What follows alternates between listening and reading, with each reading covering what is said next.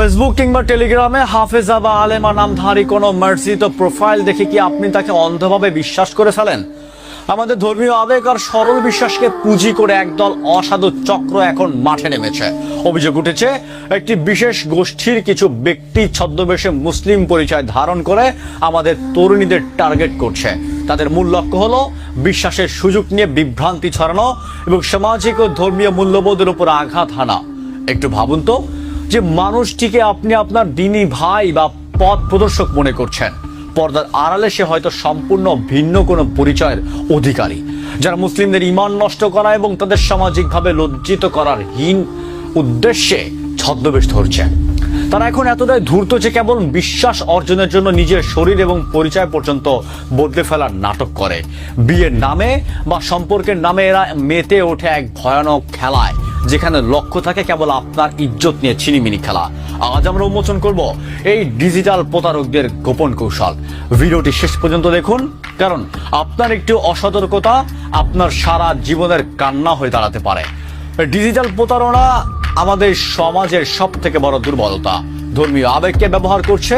তারা জানে আপনি কাকে শ্রদ্ধা করেন, তাই তারা দাড়ি টুপি কিংবা ধর্মীয় লেবাসের আড়ালে নিজেদের আসল পরিচয় ঢেকে রাখে। অনুসন্ধানে বেরিয়ে এসেছে যে অনেক ক্ষেত্রে ভিন্ন ধর্মাবলম্বী কিছু অসাধু ব্যক্তি মুসলিম তরুণীদের ফাঁদে ফেলার জন্য কৃত্রিমভাবে মুসলিম হওয়ার প্রমাণ পর্যন্ত করে।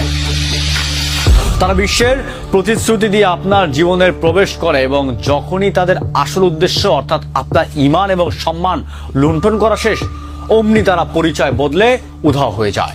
এই ছদ্মবেশী সিন্ডিকেটগুলোর মূল লক্ষ্য হলো মুসলিম সমাজকে মানসিকভাবে বিধ্বস্ত করা। বিয়ের পবিত্র বন্ধনের নামে তারা মেতে ওঠে পৈশাচিক ভোগ বিলাসে, আর শেষে ফেলে রেখে যায় এক বিধ্বস্ত জীবন।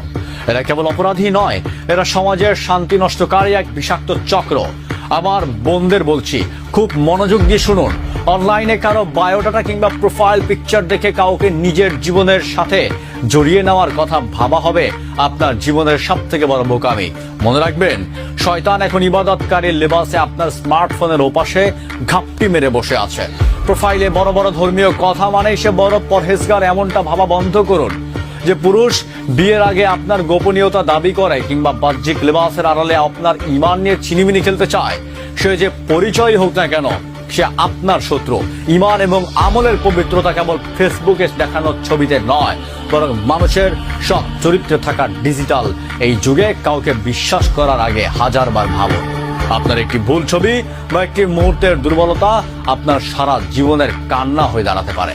নিজের সম্মান নিজের হাতে রাখুন। ছদ্মবেশী শয়তানদের পা